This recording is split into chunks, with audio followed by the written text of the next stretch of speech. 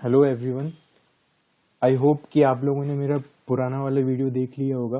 तो उस वीडियो में हम लोगों ने बात की थी, उस वीडियो से हमने न्यू एवोल्यूशनिज्म को स्टार्ट कर लिया था जिसमें हम लोगों ने जूलियन स्टीवर्ट के बारे में देखा था हमारे लास्ट वीडियो में। अब हम उसी न्यू एवोल्यूशनिज्म स्कूल के सेकंड नंबर पे जो एंथ्रोपोलॉजिस्ट आते हैं गॉर्डन चाइल्ड, उनके बारे में हम स्टार्ट करने वाले हैं। तो पिछले वीडियो में हमने बताया था कि जो जूलियन स्टीवर्ट थे उन्होंने मल्टीलिनियल इवोल्यूशन की थ्योरी दी थी।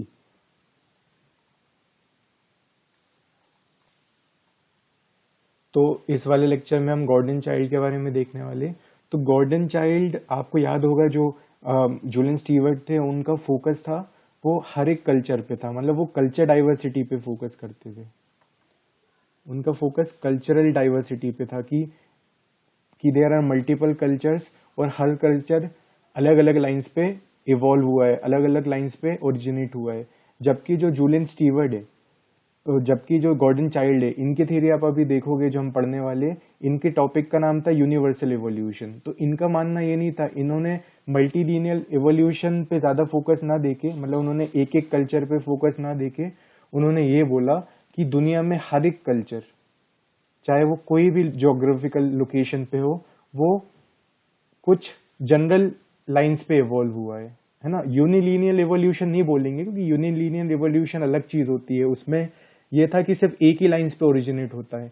इन्होंने उन लाइंस पे ना जाके इन्होंने एक अम्ब्रेला थ्योरी बनाने की कोशिश की थी कि भाई कोई भी कल्चर किसी भी जगह पे हो तो वो एक जनरल इवोल्यूशन शो करेगा, मतलब उसके अंदर वेरिएशंस आ सकते हैं, मल्टीलिनियल एवोल्यूशन हो सकता है अंदर उसके, पर मेन जो लाइंस है वो इन्होंने देने की कोशिश की थी कि एक यूनिवर्सल थ्योरी देने की कोशिश की थी कि हर एक कल्चर एक यूनिवर्सली इवॉल्व होता है ना। एक ब्रॉड, हम बोल सकते हैं कि एक ब्रॉड लाइन ऑफ एवोल्यूशन इन्होंने देने की कोशिश की थी।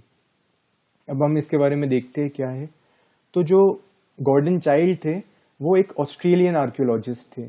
तो जाहिर सी बात है, इससे पहले हमने जो पढ़े वो जनरली एंथ्रोपोलॉजिस्ट ही थे, पर ये आर्कियोलॉजिस्ट थे। तो ऑब्वियस सी बात है, इनकी जो मेथोडोलॉजी होगी उसमें कई सारे आर्कियोलॉजिकल एविडेंसेस पे बेस्ड होगी और मटेरियलिस्टिक थ्योरी होगी इनकी, जो यूनिवर्सल एवोल्यूशन है ना, एविडेंसेस के बेसिस पे। क्योंकि आर्कियोलॉजिस्ट का काम ही यही होता है, एविडेंस कलेक्ट करना और उन एविडेंस के बेसिस पे मटेरियलिस्टिकली अपने थ्योरीज को देना। तो इनको जाना जाता है दो थ्योरीज के लिए यूनिवर्सल एवोल्यूशन के अंदर ही, न्यूलिथिक रेवोल्यूशन और अर्बन रेवोल्यूशन। क्या हुआ था, Childe became one of the first scholars to describe the transition from hunting and gathering to agriculture. तो यही जो हंटिंग गैदरिंग से एग्रीकल्चर की तरफ हम लोग आए, उसी को इन्होंने न्यूलिथिक रेवोल्यूशन बोला। और उन्होंने इस पूरे एक टाइम फ्रेम था जिसमें एग्रीकल्चर स्टार्ट हुआ था, डोमेस्टिकेशन स्टार्ट हुआ था प्लांट्स एंड एनिमल्स का, उसको इन्होंने न्यूलिथिक रेवोल्यूशन में रख दिया, न्यूलिथिक एज में रख दिया। जो हम पढ़ते, जो हम इनफैक्ट जो हम हिस्ट्री में पढ़ते हैं ना, जनरल इवोल्यूशन की, पहले स्टोन एज में स्टोन एज आई, स्टोन एज में पेलोलिथिक, मीजोलिथिक, है ना, फिर न्यूलिथिक, देन हम चैल्कोलिथिक की तरफ जाते हैं। तो वो जनरल इवोल्यूशन को ही हम यूनिवर्सल इवोल्यूशन भी बोल सकते हैं, जो हम अपनी हिस्ट्रीज में पढ़ते हैं इनफैक्ट, चाहे वो इंडियन हिस्ट्री हो चाहे वर्ल्ड हिस्ट्री हो, है ना। तो आपने देखा होगा, चाहे वर्ल्ड हिस्ट्री हो चाहे इंडियन हिस्ट्री हो, उनको इसी लाइंस में शो किया गया है, पेलियोलिथिक, मीजोलिथिक, है ना, नियोलिथिक, फिर इसी लाइंस में इनको शो किया गया है। तो ये यूनिवर्सल एवोल्यूशन की ही देन है ना। गॉर्डन चाइल्ड का अच्छा खासा कंट्रीब्यूशन है उसमें, यूनिवर्सल एवोल्यूशन में। In fact there are so many anthropologist या आर्कियोलॉजिस्ट जो यूनिवर्सल एवोल्यूशन से थे, पर हम मोस्टली हमारे सिलेबस में जो दिए है वो दो ही दिए, पहले तो गॉर्डन चाइल्ड और दूसरे लेस्ली वाइट। तो हमें इन दोनों पे ही रेस्ट्रिक्ट रहना है, ठीक है। तो गॉर्डन चाइल्ड की हम बात करें तो इन्होंने बता दिया न्यूलिथिक रेवोल्यूशन। अर्बन रेवोल्यूशन क्या था, देन न्यूलिथिक रेवोल्यूशन के बाद जब सिटीज बनना स्टार्ट हुई, है ना, तब उसको इन्होंने अर्बन रेवोल्यूशन में रखा है। तो ये इतना इंपॉर्टेंट नहीं है, ये बस एक हमें अंडरस्टैंडिंग होनी चाहिए कि गॉर्डन चाइल्ड कैसे एक स्पेसिफिक लाइंस पे ना जाके, एक स्पेसिफिक कल्चर को ना पकड़ के, उन्होंने एक ब्रॉड, एक अम्ब्रेला थ्योरी देने की कोशिश कर रहे थे जिसके अंदर सारी थ्योरीज को, एवोल्यूशन की थ्योरीज को रखा जा सके, है ना। वो एक ब्रॉड पर्सपेक्टिव क्रिएट करने की कोशिश कर रहे थे। अब यूनिवर्सल एवोल्यूशन की बात करें तो ये थ्योरी उन्होंने कहाँ दी है, तो उन्होंने एक बुक लिखी थी सोशल एवोल्यूशन 1951 में। इस बुक के अंदर उन्होंने क्या किया है, तो on the basis of archaeological research in several parts of Asia, America and oceanic islands, he concluded that the evolution is universal. मैं ऑलरेडी बता चुका हूँ। अब इसका बेसिस क्या था, उनकी रिसर्च थी, आर्कियोलॉजिकल रिसर्च की थी उन्होंने एशिया में, अमेरिका में या ओशियनिक आइलैंड्स में। फिर उन्होंने बोला कि एवोल्यूशन जो होता है वो यूनिवर्सल होता है एवरीवेयर। अब यूनिवर्सल का मतलब क्या है, किस सेंस में यूनिवर्सल बोला है उन्होंने, तो everywhere mankind have evolved from paleolithic,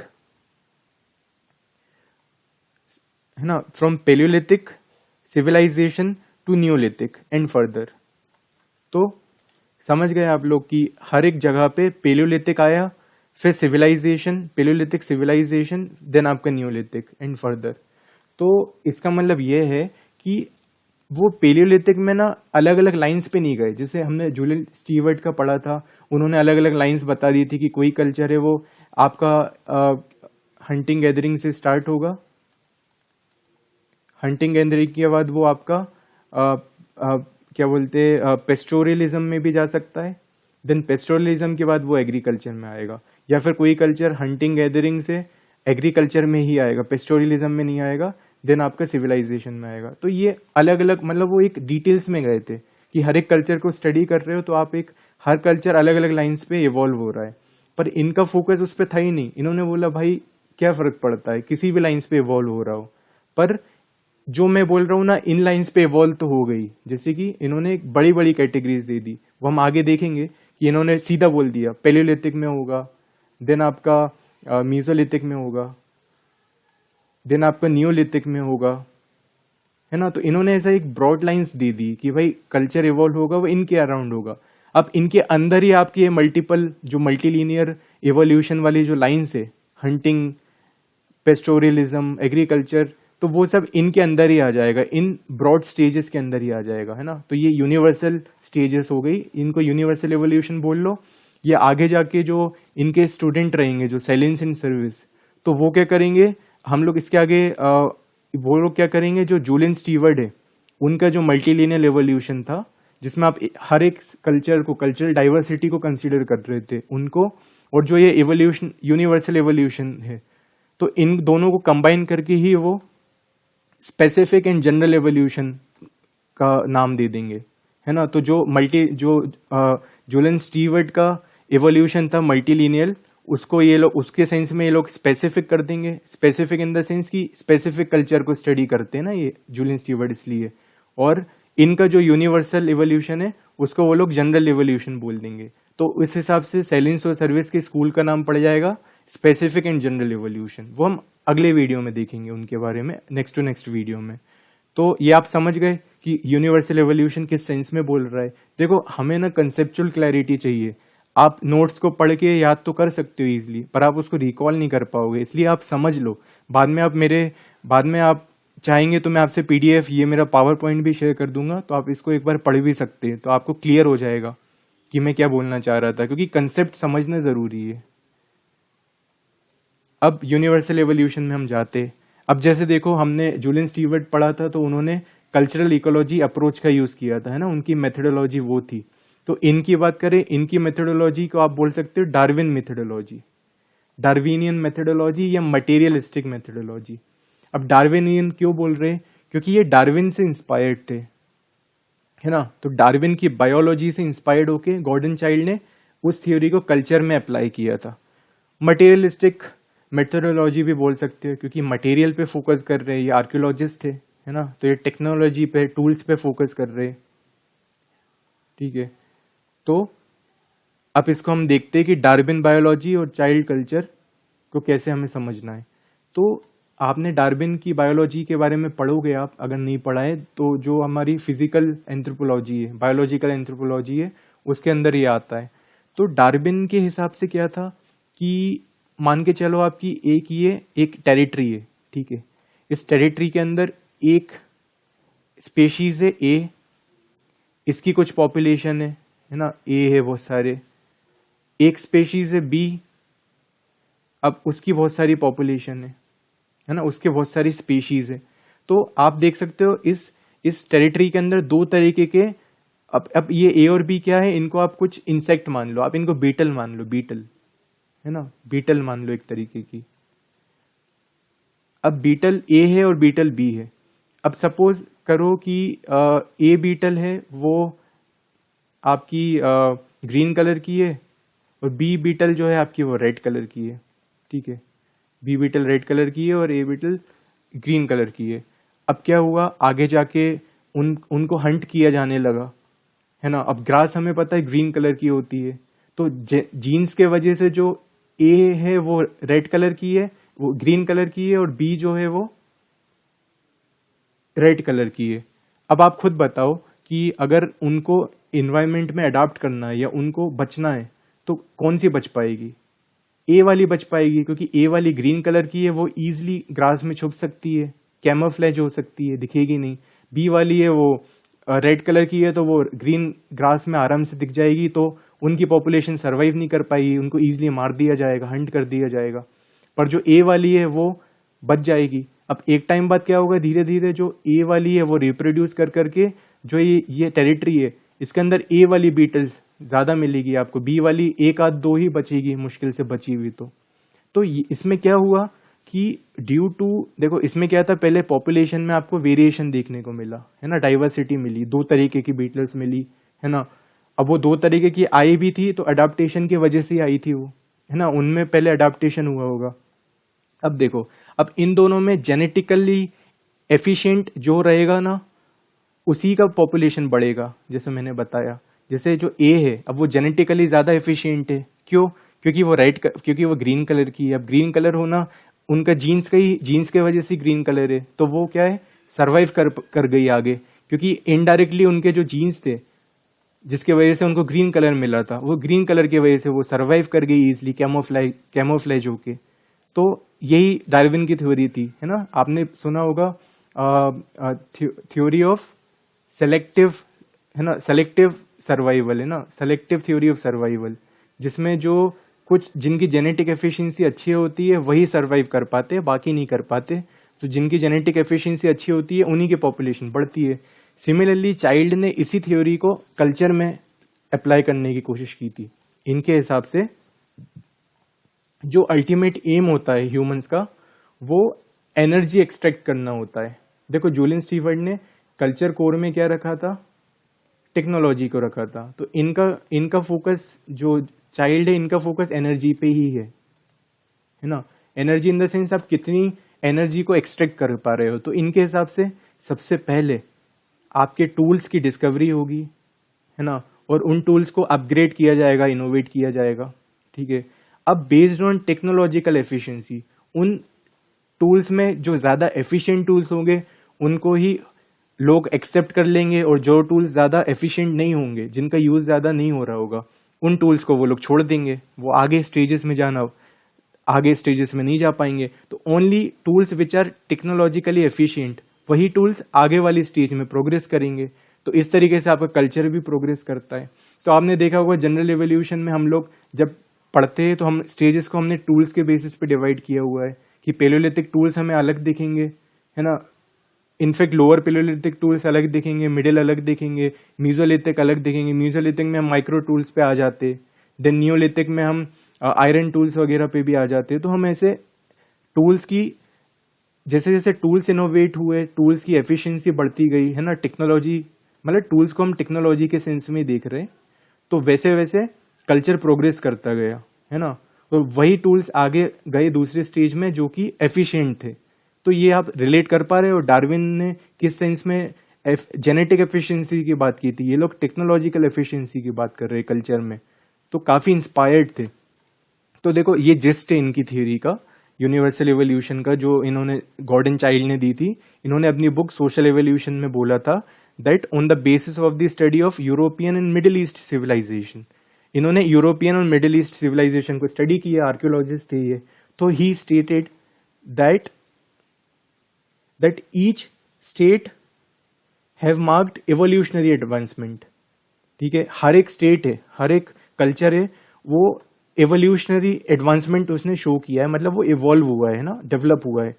है ना, और have increase the capacity of humans to extract more energy from the surrounding.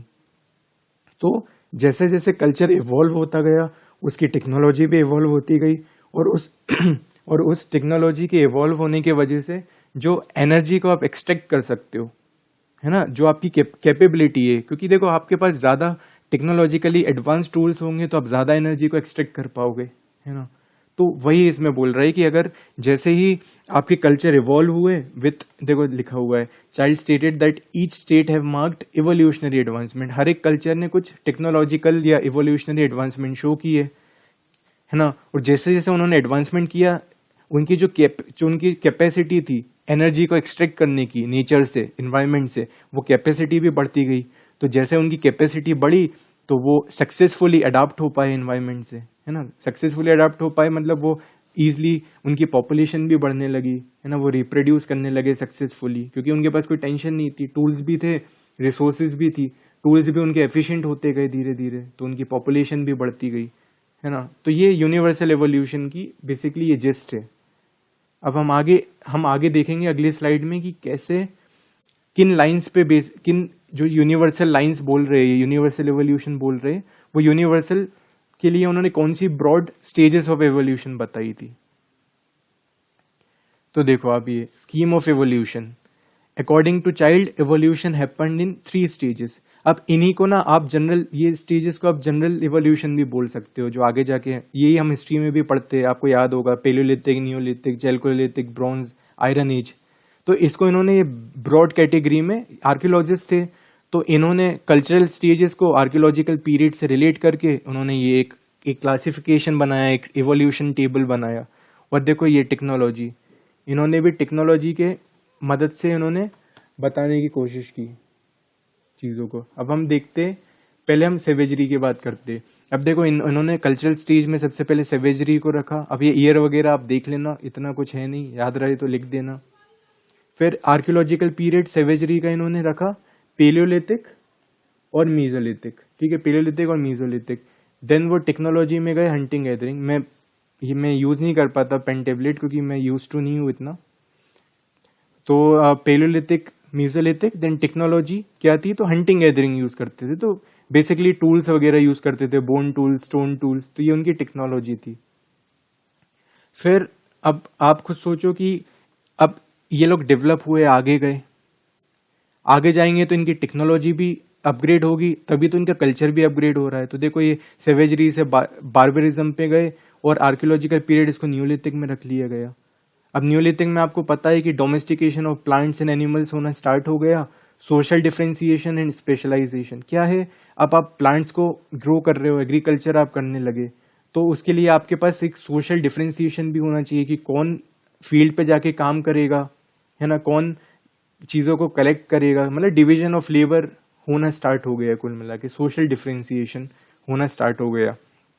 फिर ये आपका न्यूलिथिक हो गया। न्यूलिथिक के बाद फिर आपने टूल्स को डेवलप किया, मतलब आपकी टेक्नोलॉजी डेवलप हुई। इन शॉर्ट, पहले टेक्नोलॉजी आपकी टूल्स तक सीमित थी, फिर आपने और दूसरे टूल्स का यूज करना स्टार्ट किया, एग्रीकल्चर पे आप आए।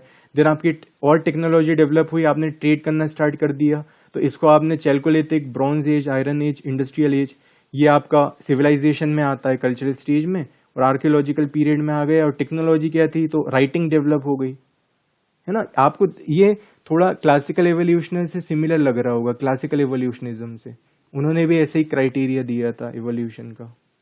फिर ये ट्रेड के बाद मैथमेटिक्स एंड राइटिंग, ये तो आप अब याद कर लेना, इसमें कुछ समझने जैसा है नहीं। डेवलपमेंट ऑफ सिटीज डेवलप होना स्टार्ट हो गई, जो इन्होंने अर्बन रेवोल्यूशन जो बोला है इन्होंने, है ना, सिविलाइजेशन की पार्ट है।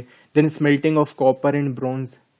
फिर aggressive attitude for environment and upgradation of skill development, ये आपका इंडस्ट्रियल पीरियड से आप रिलेट कर सकते हो लास्ट पॉइंट को। देखो क्या है ना, सीधा सीधा जस्ट इतना है इनका गॉर्डन चाइल्ड का, कि जैसे ही विद टाइम आपकी टेक्नोलॉजी अपग्रेड हुई, टेक्नोलॉजी आपकी इवॉल्व हुई, है ना। पहले आप बहुत नॉमिनल टूल्स का यूज कर रहे थे, एकदम प्रिमिटिव टूल्स का, धीरे धीरे आपके टूल्स डेवलप होना स्टार्ट हो गए। तो टूल्स जैसे जैसे डेवलप हुए ना, जैसे जैसे एफिशिएंट हुए टूल्स, सो उसके वजह से आपकी जो इन्वायरमेंट से एनर्जी, जो नेचुरल रिसोर्सेस होती है, उनको जो एक्सट्रैक्ट करने की जो आपकी कैपेबिलिटी थी वो बढ़ती गई। तो आप विद टाइम इन्वायरमेंट को ज़्यादा एक्सप्लॉइट करते गए। अब देखो ना, आज के टाइम पे भी जो हम लोग बात करते हैं है ना सस्टेनेबल डेवलपमेंट की, क्योंकि हम इतने ज़्यादा एफिशिएंट हो चुके हैं नेचुरल रिसोर्सेज को निकालने में कि हम एनर्जी, अब तो हमने इन्वायरमेंट को मतलब नेगेटिवली एक्सप्लॉइट करना ही स्टार्ट कर दिया है ना। उससे काफ़ी सारी इकोलॉजी को पे भी इम्पेक्ट पड़ता है, जो हम न्यूज़ में पढ़ते रहते, देखते रहते। तो यही हुआ है, ये स्टेप बाय स्टेप प्रोसेस हुआ है, ये गॉर्डन चाइल्ड का बोलना है। तो आप लोग समझ गए, इनकी स्टेजेस ऑफ एवोल्यूशन में ये 3 स्टेजेस आपको मेंशन करनी पड़ेगी, है ना। इनके बिना आपकी ये थ्योरी इनकम्प्लीट रहेगी, इनके बारे में लिखना। तो आपको आंसर में ये बताना पड़ेगा पहले कि इनका बोलना क्या था। तो जस्ट आप ये लिख सकते हो, ये जस्ट लिख सकते हो आप यूनिवर्सल एवोल्यूशन का, कि गॉर्डन चाइल्ड ने अपनी बुक सोशल एवोल्यूशन में कुछ स्टडीज के बेसिस पे ये बताया था कि each state have marked evolutionary advancement, have increased the capacity of humans to extract more energy from the surrounding, जिसके वजह से humans सर्वाइव करने लगे, रिप्रोड्यूस करने लगे सक्सेसफुली आगे जाके, है ना। और यूनिवर्सल एवोल्यूशन की ये वाली आप ये लाइन लिख देना कि everywhere mankind have evolved from paleolithic to neolithic and further this sequence is similar around the world, इसलिए यूनिवर्सल एवोल्यूशन बोला है। अब क्रिटिसिज्म देख लेते हैं हम, है ना। इस टॉपिक में ज्यादा है नहीं, जैसे जूलियन स्टीवर्ट में काफी कुछ इंटरेस्टिंग था, इसमें नहीं है। लेस्ली वाइट आप देखोगे ना, वो इनफैक्ट इससे ज्यादा इंटरेस्टिंग है, जो अगला हम एंथ्रोपोलॉजिस्ट देखेंगे यूनिवर्सल एवोल्यूशन में। क्रिटिसिज्म देख लीजिए। पहला है applied sequence of development of the Middle East and Europe to the rest of the world. देखो इन्होंने क्या किया, जूलियन स्टीवर्ट ने मिडिल ईस्ट और यूरोप में, देखो यूरोप में बेस्ड थे, ये यूरोप में रहते थे, तो इन्होंने यूरोप में, मिडिल ईस्ट में सिर्फ वहाँ पे जो कंट्रीज थी उसमें उन्होंने ये सब जो उनकी थ्योरीज है, जो उनकी रिसर्च है वो कंडक्ट की। वो बाकी वहाँ से बाहर नहीं आए, थर्ड वर्ल्ड कंट्रीज में आए नहीं वो। और उन्होंने जो यहाँ से उनको रिजल्ट मिला उसको उन्होंने दूसरी कंट्रीज के लिए भी या दूसरे पार्ट्स ऑफ द वर्ल्ड के लिए भी मान लिया कि यार ये यहाँ पे ऐसा है तो बाकी वर्ल्ड में भी ऐसा ही होगा। तो ये इनको इसलिए क्रिटिसाइज किया गया।